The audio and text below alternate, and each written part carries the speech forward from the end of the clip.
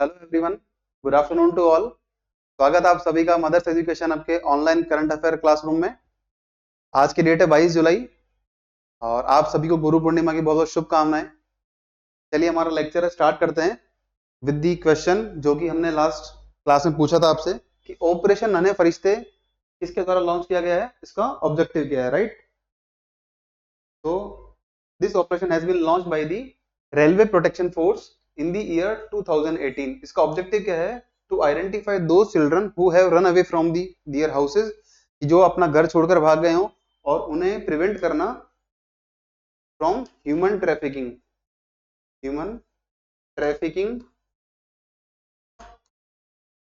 As well as child labour, right.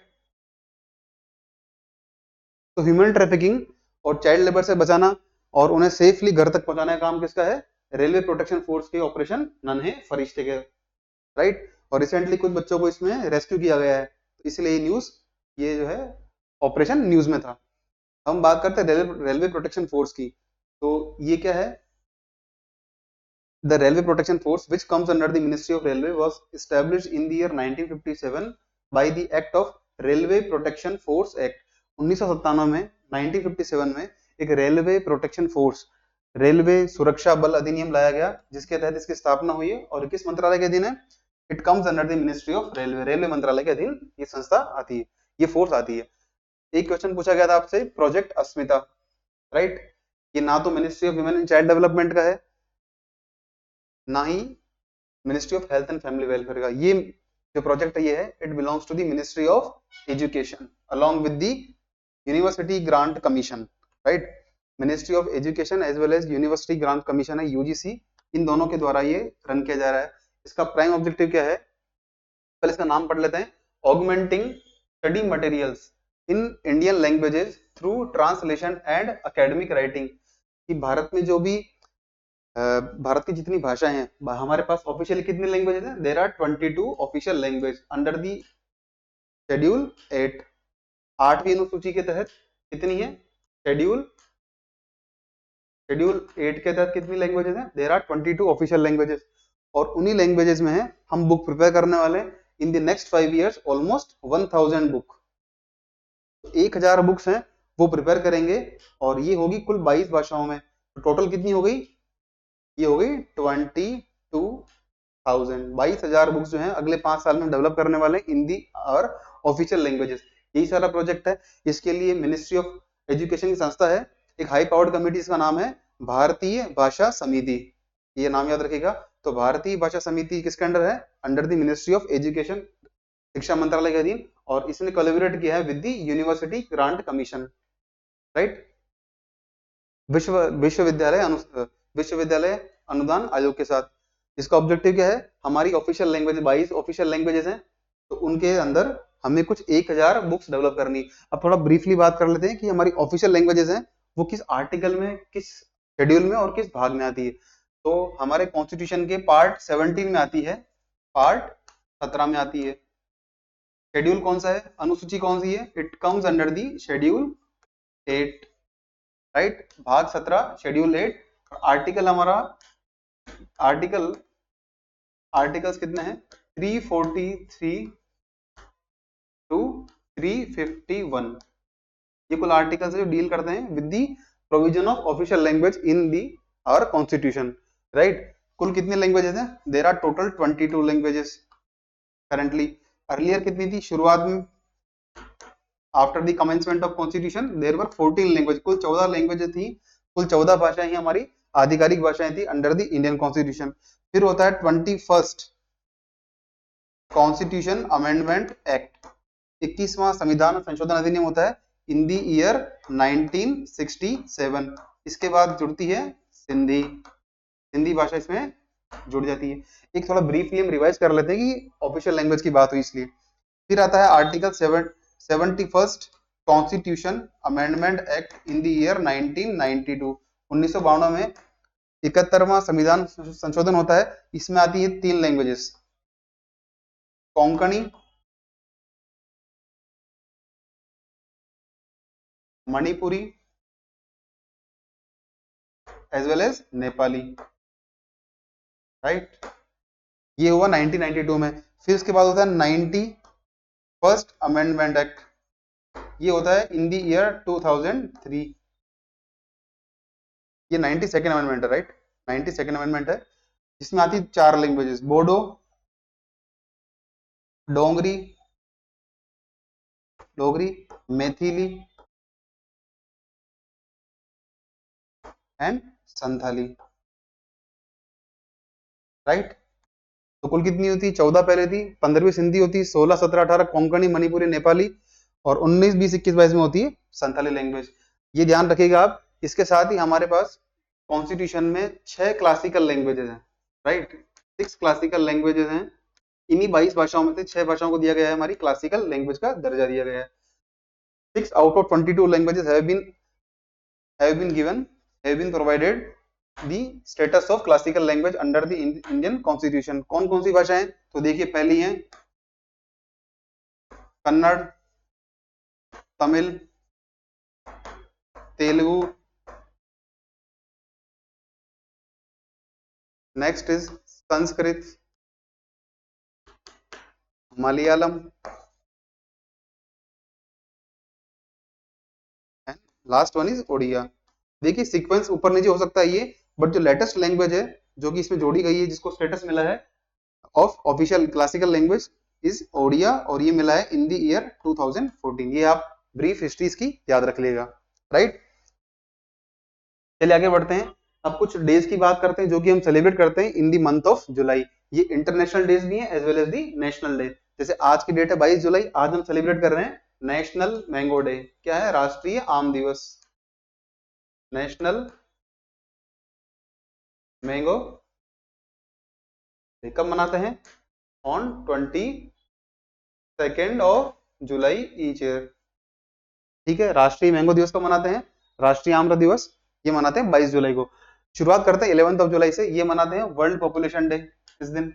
Second मनाते हैं 15 जुलाई को सुश्रुत जयंती। हमने पढ़ा था कि इन्होंने सुश्रुत संहिता लिखी है जो डील करती है basically with the plastic surgery as well as the cataract surgery के बारे में।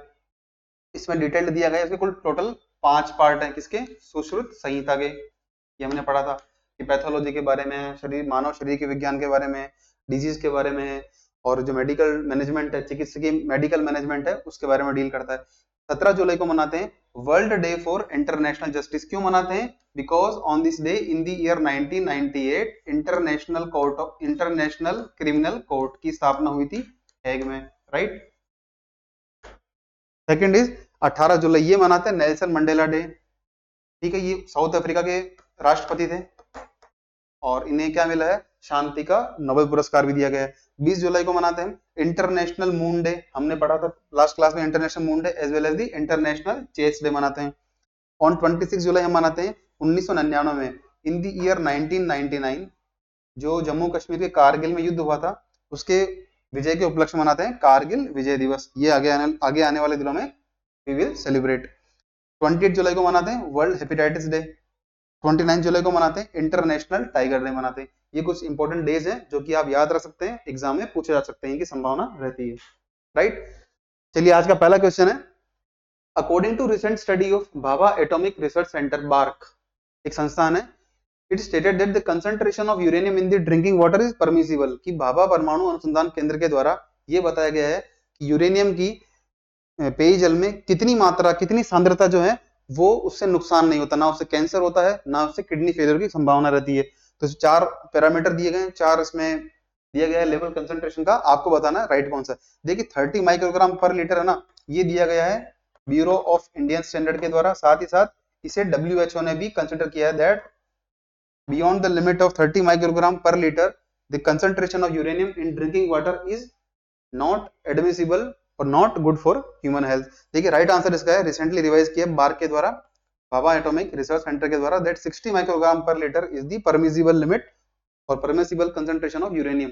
जो प्राकृतिक यूरेनियम होता है वो कहीं ना कहीं पानी में पाया जाता है, बीनीथ दी और अर्थ रॉक्स। क्या होता है, जब भूमि का जल होता है उसमें चट्टानें होती है, इसमें यूरेनियम पाया जाता है, तो उस कहीं ना कहीं वो कंटेमिनेट कर सकता है ह्यूमन बॉडी को, उनको हार्मफुल हो सकता है ह्यूमन बॉडी को। तो क्या है कि बार्क है, इसके द्वारा बताया गया है कि जो हमारा रेडियोधर्मी सब्सटेंस है, रेडियोधर्मी तत्व है, यूरेनियम, इसकी कितनी मात्रा है जो है उसका नुकसान नहीं हो सकता, up to 60 microgram per litre, कि मतलब 1 लीटर में कितना हो, 1 ग्राम का भी मिलियंथ हिस्सा उसका हो, ठीक है। और ये एंटायरली सेफ है कि इतना हिस्सा अगर हम कंज्यूम कर रहे हैं, इतनी मात्रा इसकी सांद्रता है, तो ये हमारे लिए एक्सेप्टेबल है।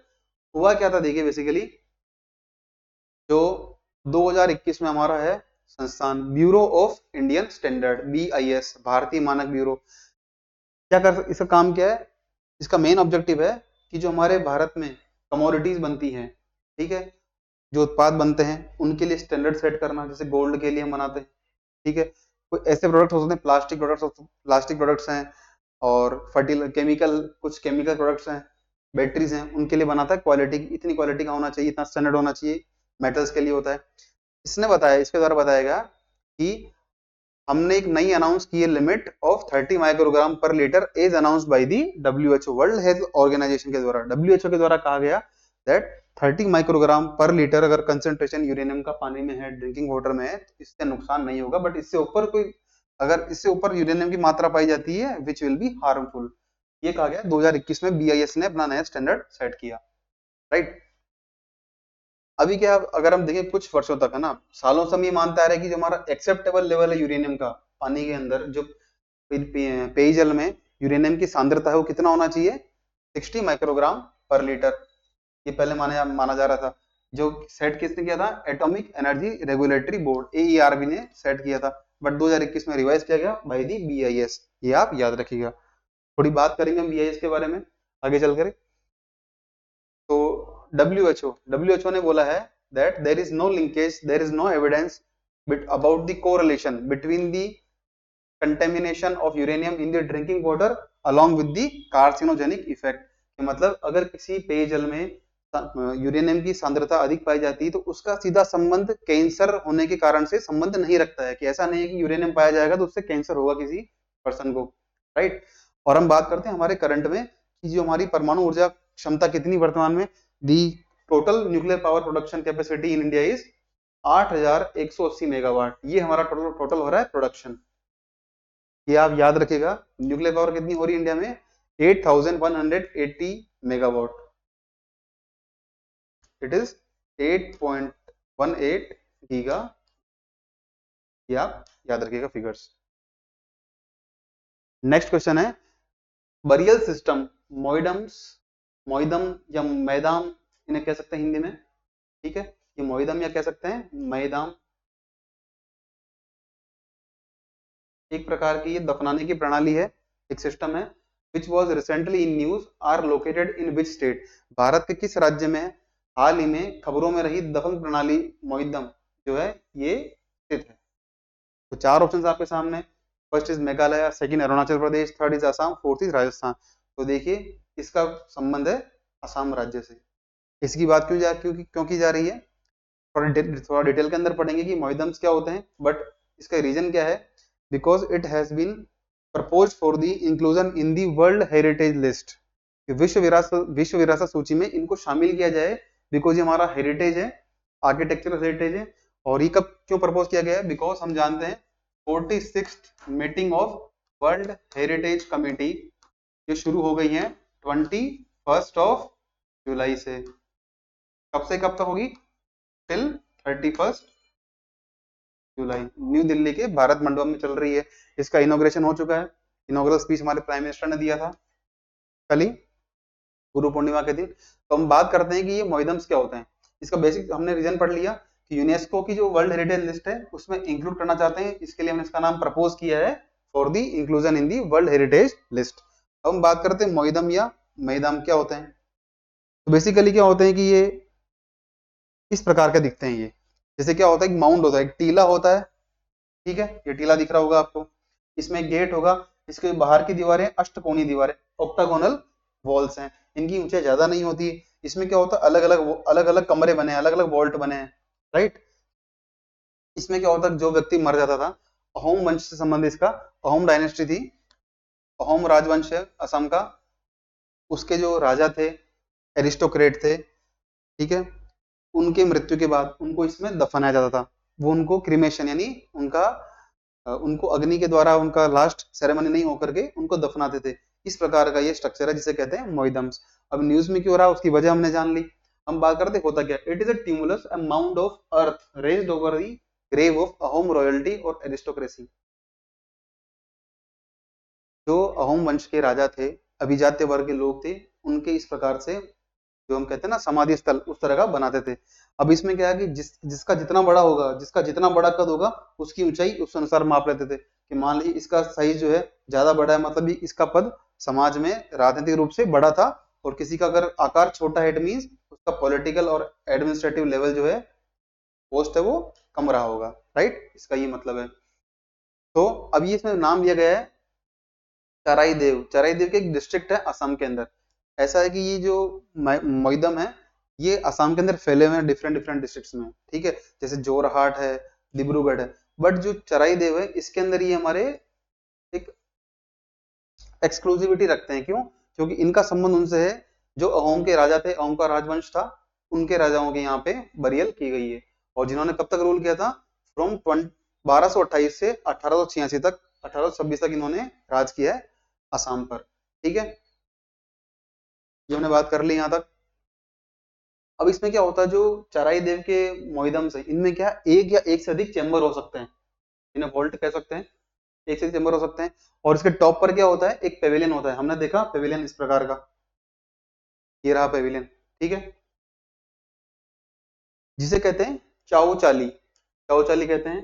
ज्यादा डिटेल में नहीं पढ़ना आपको, आपको ये पता होना चाहिए मोइदम्स किस स्टेट से बिलोंग करते हैं और उनका सिग्निफिकेंस क्या है। And it is surrounded by the low octagonal wall. ठीक है, ये पढ़ लिया हमने कि अष्टकोणीय कम ऊंची दीवार होती है इसके अंदर। ठीक है, हाइट जो है मोइदम की डिफाइन करती है कि उस व्यक्ति का जिसको दफनाया गया है उसकी पावर कितनी, शक्ति कितनी थी, और स्टेचर यानी उसका स्थान किस तरह का था उस राजवंश के समय। ठीक है, अभी चराई देव है ना, इसका भी कुछ ना कुछ मतलब है।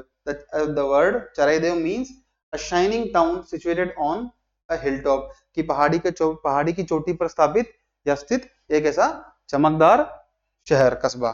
ठीक है, और चराई देव क्या थी, इनकी पहली कैपिटल थी जो बनाई गई थी in the year 1253 by the king Sukapha, Sukapha है ना। इसका जो प्रोनाउंसिएशन है वो कुछ और भी हो सकता है, सुकफा या सुकफा नाम से जो राजा थे, उन्होंने 1253 एडी में इस चराई देव को अपना राजधानी बनाया था। राइट, तो आपके लिए काम की बात क्या है, ये किस स्टेट में है, इनका संबंध किस राजवंश से है। ठीक है, लास्ट ईयर क्या हुआ है कि इसके एक अहोम जनरल थे, सेनापति थे, और लोकल हीरो थे, फोक हीरो, लचित बोरफुकान। ये नाम जरूर याद रखिएगा, he is the very famous personality of Assam.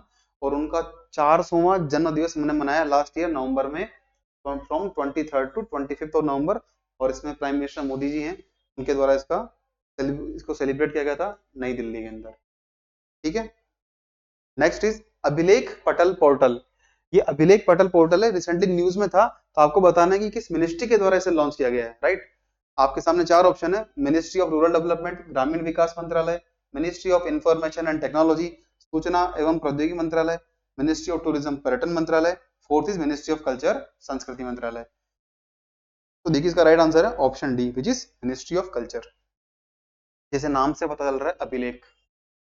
ठीक है, अभिलेख, अभिलेख क्या होते हैं, एविडेंस होते हैं, ठीक है, जो हमें बताते हैं, इंफॉर्मेशन होती है अपने इतिहास के बारे में।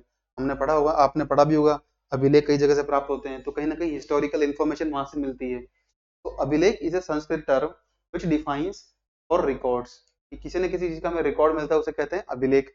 पटल का मतलब होता है, ये पटल भी संस्कृत वर्ड है, इसका मतलब होता है कोई बोर्ड हो सकता है, जैसे इस प्रकार का बोर्ड है, एक प्लेटफॉर्म हो सकता है, ठीक है, साथ ही सरफेस, सतह हो सकती है, इसे बोलते हैं। और इसी के तहत इसको नाम रखा गया है अभिलेख पटल, अंडर दी संस्कृत वर्ड्स। किस मंत्रालय ने लॉन्च किया है, मिनिस्ट्री ऑफ कल्चर, संस्कृति मंत्रालय ने ये स्कीम जो है पोर्टल लॉन्च किया है। इसका पूरा नाम क्या है, portal for access to archives and learning. इसका नाम याद रखिएगा, portal for access to archives and learning. जो हमारे अभिलेखागार हैं, अभिलेख हैं पुराने, और जो उनसे क्या सीख सकते हैं, उसका सीधा ही वेब एक्सेस है ये। तो it is a full featured web portal, web portal है ये, जिसका ऑब्जेक्टिव क्या है, which provide direct access to the National Archive of India's reference media and its digitized collection through the internet.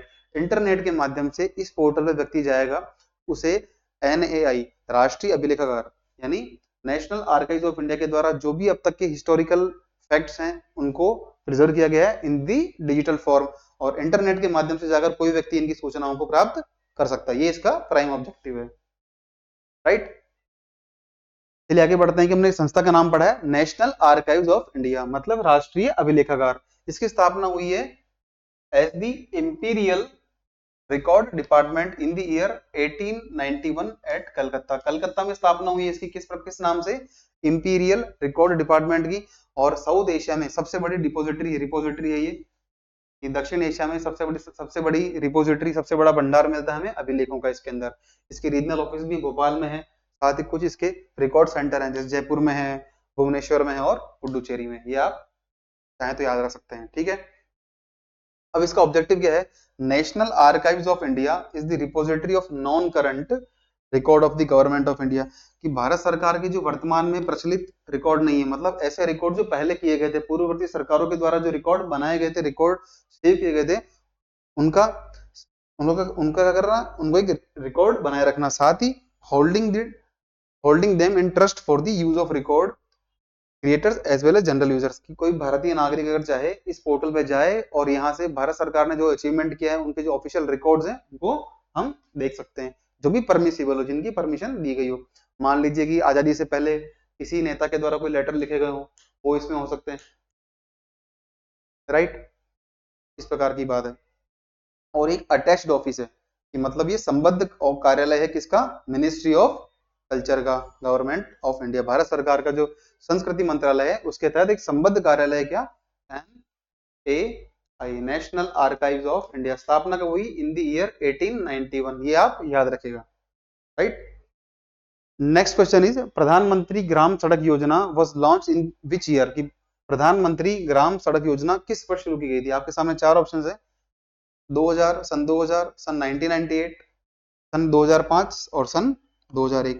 तो देखिए ये भी इनकरेक्ट ऑप्शन है, ये भी इनकरेक्ट है, ये भी इनकरेक्ट है। The correct answer is in the year 2000। ये हुई थी 25 दिसंबर, 25 ऑफ दिसंबर 2000। उस समय भारत के प्रधानमंत्री कौन थे? NDA गवर्नमेंट थी, नेशनल डेमोक्रेटिक अलायंस की गवर्नमेंट थी, under the prime ministership of mister Atal Bihari Vajpayee, right. और किस मंत्रालय लॉन्च की है?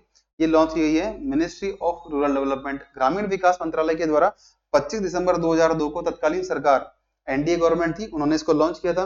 जो पहला फेज था कब शुरू हुआ था? सन 2000 में शुरू होने से ही। सेकंड फेज शुरू हुआ था इसका सन 2013 में। अब हम ये फेज की बात क्यों कर रहे हैं? Because the government of India has decided to launch the fourth phase of the Pradhan Mantri Gram Sadak Yojana to achieve to provide 50,000 habitat connectivity. जो 50,000 गांव कस्बे होंगे उनको जोड़ा जाएगा इसके तहत by the road infrastructure, right.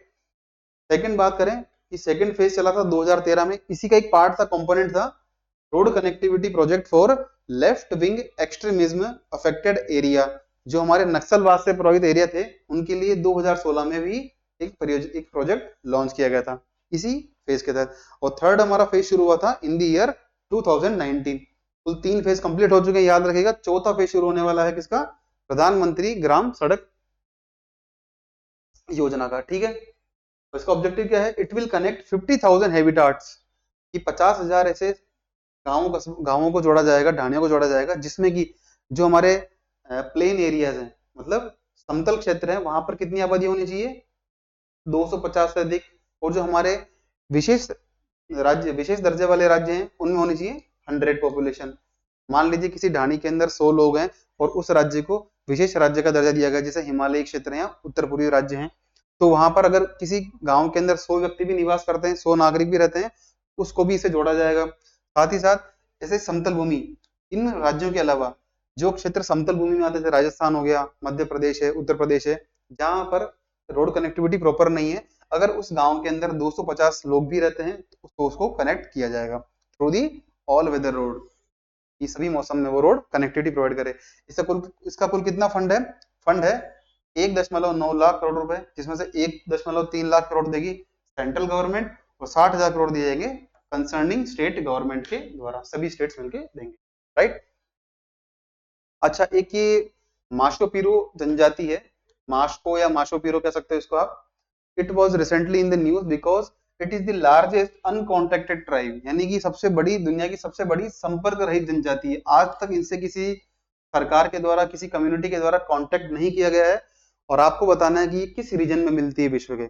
4 option है, कॉन्गो रीजन, कांगो क्षेत्र, अमेजन क्षेत्र, सहारा क्षेत्र और गोबी रेगिस्तान। ठीक है, देखिए इसका राइट आंसर है option B, which is Amazon region. ये बेसिकली जो है पेरू देश है, उसके आसपास पेरू, बोलीविया और जो ब्राजील है उसके अंदर ये जनजाति निवास करती है।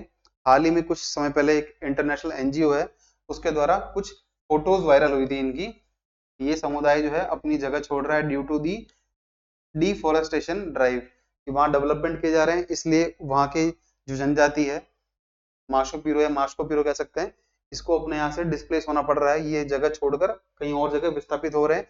जैसा कि ऐसा ऐसा जो है, ऐसा मामला पहले कभी देखा नहीं गया है। तो 3 जो देश है इनकी बॉर्डरिंग एरियाज में रहते हैं, अमेजन क्षेत्र में, राइट। ये कांगो नदी का कांगो रीजन देख लेते हैं। जो कांगो रीजन है बेसिकली ये बनाया गया है कांगो रिवर के द्वारा। ये कहाँ फ्लो करती है? ये करती है साउथ अमेरिका में। और ध्यान रखिएगा, ये जो हमारी इक्वेटर है, भूमध्य रेखा है, इसको 2 बार कट करती है, 2 टाइम्स। कौन करती है? Congo river. सेकंड इज सहारा मरुस्थल, ये आप सभी जानते होंगे, ये अफ्रीका के अंदर फैला हुआ सहारा मरुस्थल। फोर्थ ऑप्शन है गोबी डेजर्ट। देखिए ये बेसिकली सिचुएटेड है in the country of Mongolia. Mongolia जो देश है उसमें मिलता है हमें गोबी मरुस्थल। मंगोलिया के ऊपर क्या है? मंगोलिया लैंडलॉक्ड कंट्री है, इसके ऊपर तो है रशिया और दक्षिण में है चाइना। ये आप ध्यान रखिएगा, राइट। थोड़ी बात कर लेते हैं इस ट्राइब के बारे में। Now the Mashco Piro are the possibly the largest uncontracted tribe around the population with the population of around 750। इनकी कुल आबादी 750 है अगर देखा जाए तो। ये रहते हैं बेसिकली अमेजन के जंगलों में रहते हैं, हमने पढ़ा ये अमेजन रेन फॉरेस्ट में रहते हैं। पेरू का जो माद्रे डी डियोस रीजन है, जो कि ब्राजील और बोलीविया इन दोनों देशों की सीमाओं के साथ अटैच्ड एरिया है, वहां पर जनजाति पाई जाती है, ये आप याद रखिएगा, राइट। अच्छा, हम थोड़ी बात कर लेते हैं कि कुछ फिगर्स डेटा निकल कर सामने आए हैं, जिसमें कि ईपीएफओ है हमारा, employees provident fund organisation, EPFO है। इसके द्वारा बताया गया है कि in the month of May 2024 a record number of 19.50 lakh new members were added। होता क्या, देखिए ईपीएफओ डेटा रिकॉर्ड करता है, डेटा मेंटेन करता है, कितने लोग ऐसे हैं जो कि पीएफ के दायरे में आते हैं, कितनी संस्थाएं ऐसी, कितनी फॉर्मल ऑर्गेनाइजेशंस हैं, फॉर्मल एंटिटीज हैं जो कि अपने यहाँ पे लोगों को नौकरियां देती है, उसका रिकॉर्ड बताती है। कुछ लोग रिटायर होते हैं तो उनका ईपीएफओ से बाहर आता है, कुछ नए लोग जुड़ते हैं, कुछ से वॉलंटरी गिव अप कर देते हैं। तो जो टोटल नंबर है 19.5 लाख, ये रिकॉर्ड किया गया अब तक का हाईएस्ट इन दी मई 2024। और क्या करता है ईपीएफओ? ईपीओ मंथली बेसिस पर, राइट, ये क्या करता है मंथली बेसिस पर रिकॉर्ड, ये डेटा जो है इसको रिलीज कर रहा है फ्रॉम द ईयर 2018। अप्रैल 2018 से ये है प्रति माह डेटा जारी करता है कि कितने लोग ईपीएफओ के अंदर रजिस्टर हुए हैं, राइट। अच्छा, अब एक बात आज न्यूज निकल के आ रही मलेशिया कंट्री से। मलेशिया के अंदर क्या है? Constitutional monarchy, constitutional monarchy. देखिए आप जानते हैं, एक होता मोनार्की, एक होता democracy. Monarchy means the country और स्टेट विच इज गवर्न्ड और ruled by A royal family, किसी राजवंश के द्वारा जिसे रूल किया जाए वो होती है मोनार्की। और एक होता है कॉन्स्टिट्यूशनल मोनार्की। इसका मतलब क्या होता है कि मतलब हेड ऑफ द स्टेट कौन होंगे? वहां के राजा होंगे, जैसा ब्रिटेन में होता है। लेकिन जो एग्जीक्यूटिव पावर होती है वो किसमें होती है? वहां के प्राइम मिनिस्टर में, राइट, करेक्ट। एक होता है डेमोक्रेसी, जिसमें हम जानते हैं इलेक्टेड गवर्नमेंट है, वो रूल करती है over the citizens of concerned country. तो क्या हुआ है, सुल्तान इब्राहिम इस्कंदर जो है मलेशिया के 17 किंग बने हैं। मलेशिया के अंदर देखिए क्या है, टोटल जो है ना 13 स्टेट्स हैं, 13 स्टेट्स। मलेशिया के अंदर कितने हैं, थोड़ा सा जान लेते हैं जानकारी इसके बारे में। मलेशिया में कुल 13 स्टेट्स हैं, जिसमें से जो 9 राज्य हैं, 9 स्टेट्स, इनके हैं king, they are basically monarchy, वहां पे मोनार्की स्टेब्लिश्ड है। उसमें से क्या होता है, ये क्या करते हैं रोटेशन बेसिस पर, हर 5 साल के लिए रोटेशनल बेसिस पर, एक राजा को करते हैं, राजा का चुनाव करते हैं। अभी रिसेंटली क्या हुआ कि राजा है सुल्तान इब्राहिम इस्कंदर, इन्हें चुना गया अगले 5 सालों के लिए किंग ऑफ मलेशिया। ठीक है, इनका काम क्या होगा, जो पार्लियामेंट जो क्या करेगी, पार्लियामेंट के द्वारा जो बिल पास किए जाएंगे, जो लेजिस्लेशन पास किया जाएगा, वो क्या करना, असेंट देना। रियल पावर जो है वहां की पार्लियामेंट में है, इनके पास नहीं, वहां की रूलिंग गवर्नमेंट के हाथ में होगी, बट ये क्या है, एक काइंड ऑफ सेरेमोनियल पोस्ट, है ये किसकी, किंग ऑफ मलेशिया, राइट। एक हम अपॉइंटमेंट हुई है मानोलो मार्केज हैं, ये स्पेन के फुटबॉलर रहे हैं, और इन्हें अपॉइंट किया गया है as the new head coach of India men's football team. ये न्यूली अपॉइंटमेंट हुई है, स्पेन के खिलाड़ी हैं मानोलो मार्केज, इनकी अपॉइंटमेंट की गई है as the head coach of Indian football team. अभी हालांकि ये गोवा फुटबॉल क्लब के कोच भी हैं, राइट। और ये टर्म शुरू होगी 2024-25 का जो चैंपियनशिप होगा उसके बाद शुरू होगी, राइट। ये आपके लिए इतनी इंपॉर्टेंट नहीं है, आपके लिए नाम इंपॉर्टेंट है कि ये कौन से कोच हैं जो कि इंडिया की मेंस फुटबॉल टीम के कोच अपॉइंट किए गए हैं। अब हमने कुछ दिन पहले पढ़ा था लास्ट क्लास में कि बांग्लादेश में चल रहे हैं प्रोटेस्ट रिगार्डिंग दी रिजर्वेशन। हुआ क्या था कि वहां टोटल कितना था, 56% रिजर्वेशन था, राइट, जिसमें से मेजर कितना था, 30 था। जो फ्रीडम फाइटर्स हैं, फ्रीडम फाइटर्स की फैमिलीज हैं, 1971 में देश बांग्लादेश आजाद हुआ था, उसके बाद से जो उनके वंशज हैं उनको मिला 30%, और 26% के अंदर किसको मिला है, जो वहाँ के नेटिव्स हैं, जो दिव्यांग हैं यानी पर्सन विद डिसेबिलिटी हैं, और कुछ अंडर डेवलप्ड डिस्ट्रिक्ट हैं, मतलब अविकसित जिले हैं, उनके नागरिकों को मिला है ऑलमोस्ट 26%। तो रिसेंटली क्या हुआ था कि वहां के हाई कोर्ट के द्वारा डिसीजन दिया गया दैट जो 2018 में शेख हसीना गवर्नमेंट है, शेख हसीना गवर्नमेंट के द्वारा किया गया कि रिजर्वेशन को कर दिया इन्होंने, जो रिजर्वेशन था 56%, इसे कर दिया कैंसल, कि हम प्रोवाइड नहीं करेंगे। लेकिन हाई कोर्ट ने बोला कि हम दे रहे हैं, फिर से we are reinstating the provision of reservation in Bangladesh. और उसी के अगेंस्ट क्या हुआ कि वहां के स्टूडेंट्स ने एजिटेट किया और मास लेवल पर प्रोटेस्ट हुए। अब क्या हुआ, सुप्रीम कोर्ट ने बोला कि 93% ऑफ जॉब्स ये होगी ऑन मेरिट बेस, मेरिट के आधार पर इन जॉब्स को दिया जाएगा मेरिट बेसिस पर। और कुल होगा कितना आरक्षण होगा, ओनली 7% रिजर्वेशन होगा। कितना होगा बांग्लादेश में, 7%। वो भी किसको होगा, 5% रिजर्वेशन होगा जो फ्रीडम फाइटर थे उनकी फैमिली मेंबर को, members of the ethnic, sorry, जो हमारे वहां के कौन है, 5% मिलेगा वॉर वेटरन्स, जो ऐसे व्यक्ति जिन्होंने युद्ध लड़ा था और उनकी फैमिली मेंबर्स, उनको मिलेगा 5%। और 2% मिलेगा किसको, जिसमें कई सारी कैटेगरीज हैं, जैसे वहां की एथनिक माइनॉरिटीज है, ठीक है, साथ ही साथ ट्रांसजेंडर है और डिसेबल्ड एंड दिव्यांग है, इन सभी कैटेगरी को मिलेगा कुल 2%। टोटल मिल रहा है 7%, 93 होगा अनरिजर्व कैटेगरी का, राइट। देखिए हमने पहला क्वेश्चन पढ़ा था बार्क के बारे में, यूरेनियम कंसंट्रेशन क्या है, थोड़ा जान लेते हैं कि संस्था है Bhabha atomic research centre bark, इसकी स्थापना कैसे हुई है। तो हमारे डॉक्टर होमी जहांगीर भाभा थे, इनके द्वारा स्थापना की गई थी इसकी। पहले सबसे पहले की Tata institute of fundamental research, TIFR इन दी, ठीक है, इन दी फील्ड ऑफ न्यूक्लियर प्रोग्राम। जो भारत में परमाणु आणविक ऊर्जा का कार्यक्रम है वो किसे शुरू किया था, डॉक्टर होमी जहांगीर भाभा जी के द्वारा। अब होता क्या उसके बाद जनवरी 1954 में डॉक्टर भाभा हैं, इन्होंने एस्टेब्लिश किया एटॉमिक एनर्जी इस्टेब्लिशमेंट AEET ट्रॉम्पे के अंदर। ठीक है, ये बेसिक हिस्ट्री है।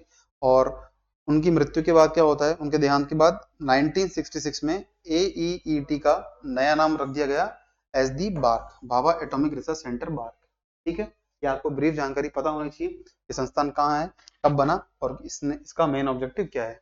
एक संस्था पढ़ी थी हमने, ब्यूरो ऑफ इंडियन स्टैंडर्ड्स। क्यों पढ़ी थी? बिकॉज इसका संबंध भी किससे था? तो यूरेनियम की कंसंट्रेशन है, तो इन्होंने इस संस्था के द्वारा 2021 में रिवाइज किया as per the WHO। Right, ये आपका बैकग्राउंड रहा। राइट, चलिए बात करते हैं इस संस्था के बारे में। ब्यूरो ऑफ इंडियन स्टैंडर्ड, भारतीय मानक ब्यूरो एक नेशनल स्टैंडर्ड बॉडी है। ठीक है, राष्ट्रीय मानक निकाय है। ठीक है, ये स्टैब्लिश हुआ है under the BIS act of 2016। 2016 में एक कानून अधिनियम लाया गया था, bureau of Indian standards act 2016, जिसका बेसिक ऑब्जेक्टिव क्या था, भारत के अंदर जो स्टैंडर्डाइजेशन है, जो मानक है और जो क्वालिटी है, इनके बीच में क्या करना, क्या होना चाहिए, हार्मनी होनी चाहिए, मतलब एक रूपता होनी चाहिए for the goods as well as the articles. Goods कौन सा होते हैं? गुड्स मान लीजिए कोई बैटरीज हैं, केमिकल्स हैं, है ना, उनके संबंध में। आर्टिकल हो सकता है गोल्ड आर्टिकल्स हो, सोने चांदी के आभूषण हो, उनके लिए कौन देता है? ये BIS मानक देता है। राइट, इसका हेडक्वार्टर है न्यू दिल्ली में और ये वर्क करता है under the ministry of consumer affairs, food and public distribution. उपभोक्ता मामला मंत्रालय है, उसके अधीन काम करता है। इसका ऑब्जेक्टिव है कि ऐसे स्टैंडर्ड सेट करना जो ग्लोबली एक्सेप्टेबल हो।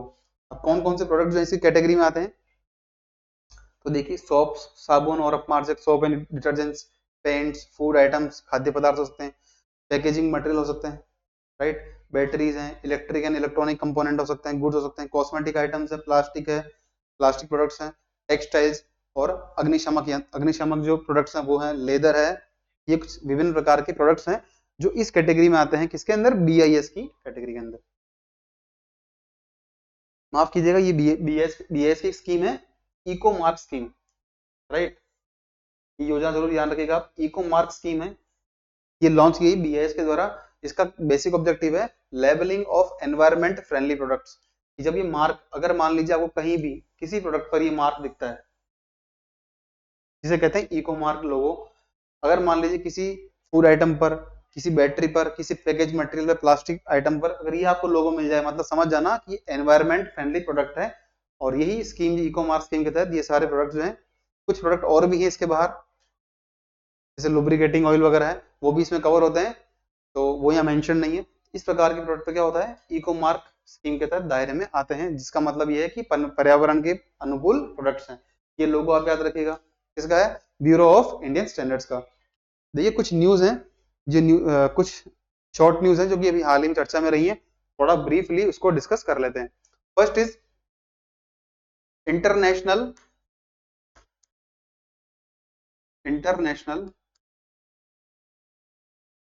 Biology olympiad. राइट, ओलंपियाड, ये क्या हुआ था, इसमें इंडिया को मिले हैं 1 gold plus 3 silver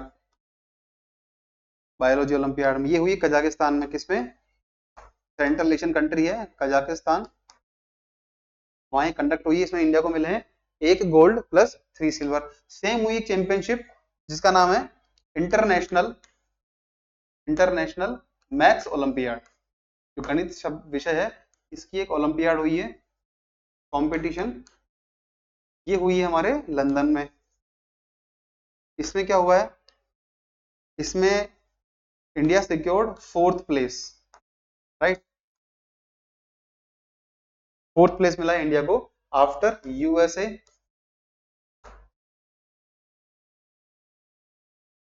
China and south Korea. Right, first मिला है USA को, सेकंड मिला है चाइना को, थर्ड मिला है प्लेस साउथ कोरिया को, फोर्थ मिला है इंडिया को। ये अब तक का सबसे बड़ा अचीवमेंट हमारा कि 4th प्लेस पर आए हैं, और इसमें इंडिया ने अचीव की हैं 4 गोल्ड और 1 सिल्वर। ये आप इंफॉर्मेशन याद रखिएगा। इंटरनेशनल बायोलॉजी ओलंपियाड कजाकिस्तान में हुआ, 1 गोल्ड 3 सिल्वर मिले हैं। इंटरनेशनल मैथ्स ओलंपियाड लंदन में हुआ है, 4th प्लेस रहा है after US, China, South Korea, और भारत ने सिक्योर किया है 4 gold as well as the 1 silver medal, right. Next हम बात करें तो कि जो हमारी जीडीपी ग्रोथ है, gross domestic product growth, GDP growth, इसके बारे में कुछ जो अजम्पशंस हैं, कुछ प्रेडिक्शंस हैं वो किए गए हैं about from by the some institutions like World Bank. World Bank ने कहा है, ये आप याद रखिएगा जो फिगर्स अब आएंगे, for the financial year 2024 and 25, वित्त वर्ष 2024-25 में भारत की जीडीपी ग्रोथ कितने कितने परसेंट रहने वाली है, ये अनुमान लगाया गया है। और वर्ल्ड बैंक ने कहा है that it will grow by 6.6%, 6.6% से ग्रोथ होगी इंडिया की जीडीपी। ये किसने कहा? वर्ल्ड बैंक ने, राइट। ये आप याद रखिएगा। सेकंड का है आईएमएफ के द्वारा, इंटरनेशनल मॉनेटरी फंड, अंतरराष्ट्रीय मुद्रा कोष ने कहा that India GDP will grow by 7.0% in the financial year 2024-25। Third जो है RBI predicted that India GDP will grow by 7.2%। ध्यान रखिएगा, वर्ल्ड बैंक ने बताया 6.6%, आईएमएफ ने कहा 7%, वर्ल्ड बैंक और आरबीआई ने कहा है that India GDP will grow by 7.2%, right. ये आप याद रखिएगा, तीनों फैक्ट्स हैं, बड़े काम के हैं ये, राइट।